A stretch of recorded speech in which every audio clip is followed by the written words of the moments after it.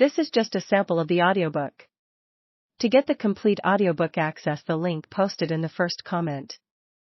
My mum's latest job was in a chocolate factory during the week, and then at the weekend she'd be in a laundrette doing the service washes.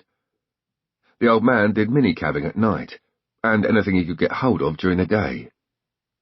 He would help mend other people's cars, and always had a 15-year-old Ford Prefect or Hillman Imp out the front that he'd be doing things to. We moved house a lot, always chasing work.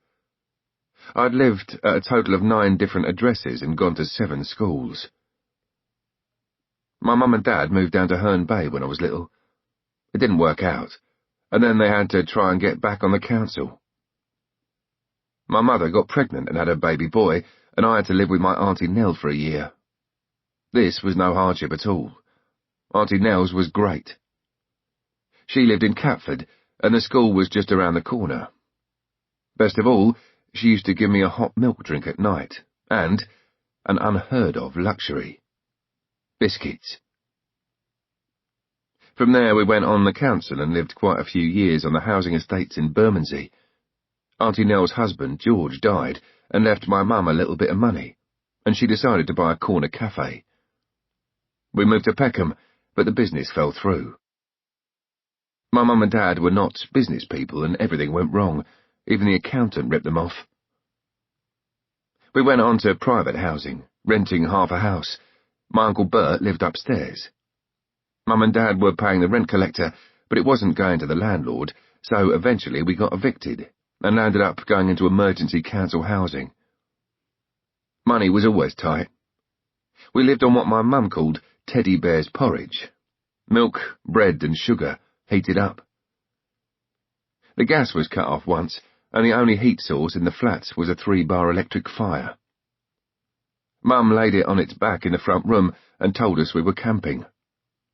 Then she banished the saucepan on top and cooked that night's supper, teddy bear's porridge. I thought it was great. I joined my first gang. The leader looked like the lead singer of the Rubettes. Another boy's dad had a used car lot in Balham. We thought they were filthy rich because they went to Spain on a holiday once. The third character had got his eyes damaged in an accident and had to wear glasses all the time, so he was good for taking the piss out of. Such were my role models, the 3 main players on the estate.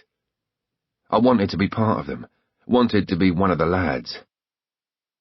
We played on what we called bomb sites, which was where the old buildings had been knocked down to make way for new housing estates. Sometimes we mucked around in derelict buildings. The one on Long Lane was called Maxwell's Laundry. We used to sing the Beatles song, Bang Bang, Maxwell's Silver Hammer, and muck about inside it, throwing stones and smashing the glass. There were all the signs up. No entry, and all the corrugated iron, boards and barbed wire, but that just made it more important that we got inside.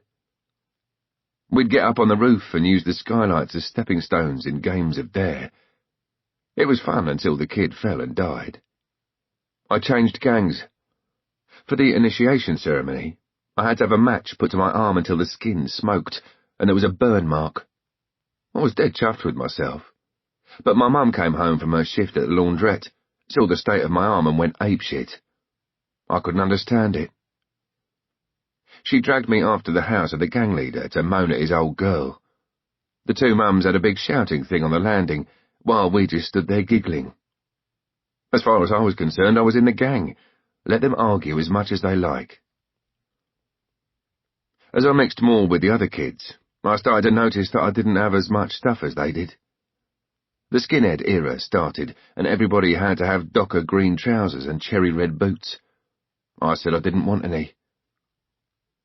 We'd go to the swimming pool once a week, and the routine afterwards was to go and buy a Love Heart ice cream, or arrowroot biscuits out of a jar. I never had the money for either, and had to try and ponce half a biscuit off somebody. I never tasted a Love Heart, but one day I scrounged enough money from somewhere and made a special trip to buy one, only to find that they had been discontinued. I bought an Aztec bar instead, and felt very grown up. Unfortunately, there was nobody to show it off to because I was on my own. I tried the Cubs once, but never got as far as having a uniform. We had to pay subs each week, but I managed to lie my